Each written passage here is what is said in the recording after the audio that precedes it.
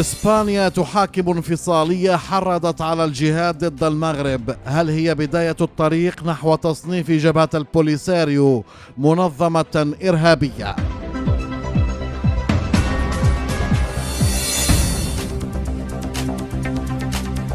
اليونسكو تكشف الأزياء الجزائرية المقبول إدراجها ضمن قائمة التراث الثقافي اللامادي، وهي القندورة والملحفة دون القفطان.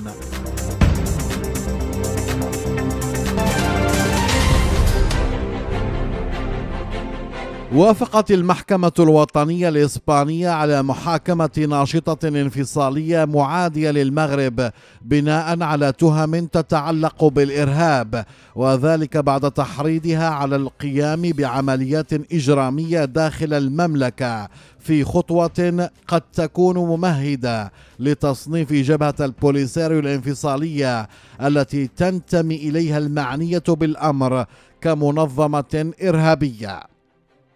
ووفق ما كشفت عنه وسائل إعلام إسبانية، فإن الأمر يتعلق بسيدة من أصول صحراوية دعت إلى الجهاد ضد المغرب انطلاقا من مقر سكناها في إسبانيا، وهو الأمر الذي أدى إلى اعتقالها والتحقيق معها قبل صدور قرار المحكمة الوطنية بمحاكمتها. وأوردت المصادر نفسها أن المعنية بالأمر استخدمت منزلها في مينوركا بجزر البليار للتحريض على القيام بأعمال عنف ضد المملكة المغربية. وكشفت التحقيقات أن مجموعة من أفراد عائلتها أيضا لهم صلات بمنظمات إرهابية، بل إن أحدهم توفي في عملية عنيفة بالمغرب. واقتحمت الشرطة الإسبانية منزل المشتبه فيها، حيث اعتقلتها وضبطت مجموعة من الأدلة التي تؤكد أنها مشاركة في التحريض على أعمال إرهابية والتخطيط لها ضد المغرب من داخل إسبانيا، من بينها رسائل كانت تبعثها لمجموعة من الانفصاليين الآخرين. المعنية بالأمر كانت أيضا تحاول الحصول على مواد لصناعة المتفجرات وللأحزمة الناسفة المستخدمة من طرف الجهاديين، وكانت تستخدم حسابات عبر منصات التواصل الاجتماعي للتحريض على استهداف المصالح المغربية. ولا تصنف إسبانيا جبهة البوليساريو الانفصالية كمنظمة إرهابية إلى الآن، كما أنها تسمح لها بفتح مكاتب وتأسيس جمعيات تمثلها، بالإضافة إلى ترخيصها بتنظيم أنشطة داعية لانفصال الصحراء المغربية، غير أن هذه القضية قد تشكل تحولا نوعيا في تعامل الإسبان مع الجبهة الانفصالية. ويتزامن هذا التطور مع مساعي المغرب لتصنيف جبهة البوليساريو الانفصالية كمنظمة إرهابية على المستوى الدولي، خصوصا بعد اعترافها بالوقوف وراء عمليات استهدفت تجمعات مدنية في الأقاليم الجنوبية للمملكة، وخصوصا مدينتي السمارة والمحبس.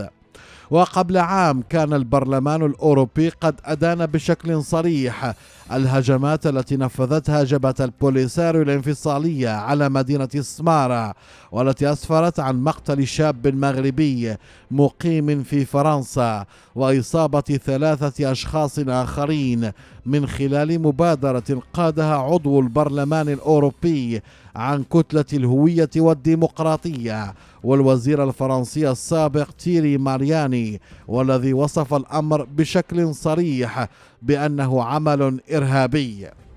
وأدان البرلمان الأوروبي الهجمات الإرهابية التي نفذتها جبهة البوليساريو الانفصالية يومي 28 أكتوبر و4 نوفمبر في مدينة السمارة، والتي أسفرت عن مقتل مدني يبلغ من العمر 23 عاما وإصابة 3 أشخاص آخرين، وذلك بعدما أعلنت جبهة البوليساريو بنفسها عن مسؤوليتها عن هذه الهجمات من مقر الأمم المتحدة في نيويورك بعد أيام من وقوعها. وجرى ذلك من خلال سؤال برلماني كتابي موجه إلى المفوضية الأوروبية، والذي أدان تلك الهجمات وسلط الضوء على الخطر الذي تشكله جبهة البوليساريو على استقرار المنطقة، مبرزا أن هذا الأمر قد تكون له آثار سلبية على دول الاتحاد الأوروبي. وأبرزت الوثيقة الروابط التي تجمع بين جبهة البوليساريو والجماعات الإسلامية المتطرفة، مذكرة بأن مؤسس تنظيم الدولة الإسلامية في الصحراء الكبرى عدنان أبو الوليد الصحراوي كان مقاتلا في جبهة البوليساريو.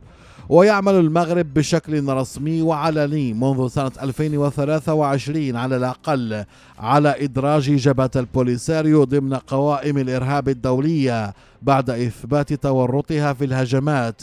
ويتضح من خلال ما أعلنه عمر هلال السفير الممثل الدائم للمملكة لدى الأمم المتحدة، والذي قال يوم 30 أكتوبر 2023 إنه بموجب القانون الدولي والقانون الإنساني الدولي وقرارات مجلس الأمن ذات الصلة، فإن أي هجوم أو استهداف للمدنيين والمناطق المدنية يمثل عملا إرهابيا وعملا حربيا. وأورد الدبلوماسي المغربي من داخل مقر الأمم المتحدة بنيويورك أن أي انفجار يخلف آثارا وأدلة تقنية وهو ما سيمكن المغرب من تقفي أثره.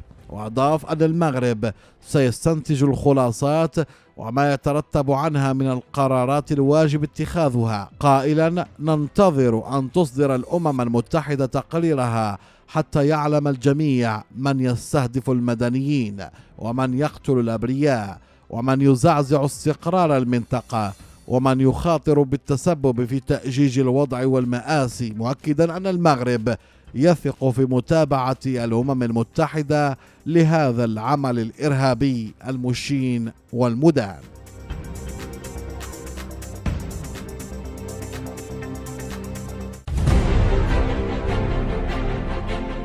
بعدما روجت طويلا لمساعيها لتضمين القفطان ضمن تراثها الثقافي اللامادي، خلت قائمة منظمة اليونسكو الخاصة بالجزائر من هذا الزي الذي كان محط احتجاج رسمي من المغرب.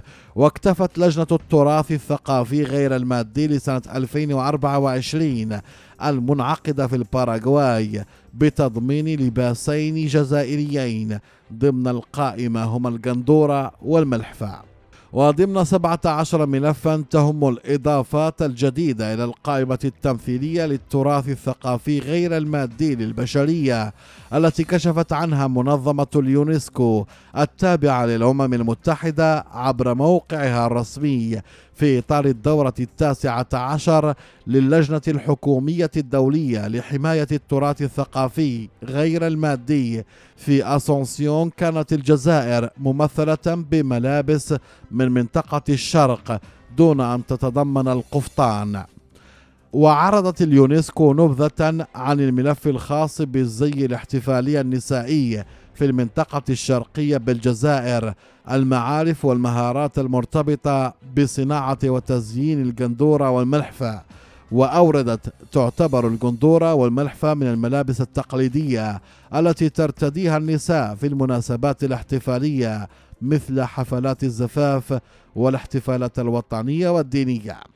وتابعت المنظمة في مثل هذه المناسبات يعمل عرض هذه الأزياء على ترسيخ وتأكيد وتعزيز الروابط الاجتماعية وتنمية الشعور بالتضامن بين الأفراد والمجتمعات، وتتم ممارسة المعرفة والمهارات المتعلقة بالنسيج في الأسر وورش الملابس، حيث تساعد في تعزيز التنمية المستدامة من خلال الحرف اليدوية وتشجيع الإبداع البشري دون أي تطرق للقفطان المغربي. وزير الثقافة والفنون الجزائري زهير بللو وفي كلمة مصورة بثتها منصات وزارته ووسائل الإعلام الرسمية وجر شكره لرئيسة منظمة اليونسكو أودري أزولاي ابنة مستشار الملك محمد السادس أندري أزولاي، كما شكر أعضاء اللجنة الخاصة بصون التراث غير المادي لمصادقتها على تسجيل ملف الجزائر الذي يتضمن القندورة والملحفة، واصفا الأمر بأنها لحظة تاريخية ومصدر فخر. وجرى إبعاد القفطان عن القائمة الجزائرية بعد شكوى رسمية تقدمت بها المملكة المغربية في يوليوز الماضي عبر وزارة الشباب والثقافة والتواصل، بعدما قدمت التمثيلية الجزائرية صورة ومقطع فيديو يظهر فيها القفطان المغربي من طراز النطع الفاسي. واعتبرت السلطة الحكومية المغربية المكلفة بالتواصل حينها بتنسيق مع المندوبية الدائمة للمغرب لدى اليونسكو أن الأمر يتعلق بعملية سطو ليست الأولى من نوعها، مبرزة أن الأمر يتعلق بصور لقفطان مملوك للمغرب جرى التقاطها من متحف في العاصمة الهولندية أمستردام. وحثت وزارة الشباب والثقافة والتواصل منظمة اليونسكو على الحذر واليقظة في معالجة طلبات تسجيل التراث غير المادي بما يحافظ ويحترم تاريخ كل بلد وخصوصيته وتراثه الثقافي، داعية إلى الحفاظ على روح وحياد اتفاقية عام 2003 وعدم إخضاعها للاستغلال لأغراض سياسية.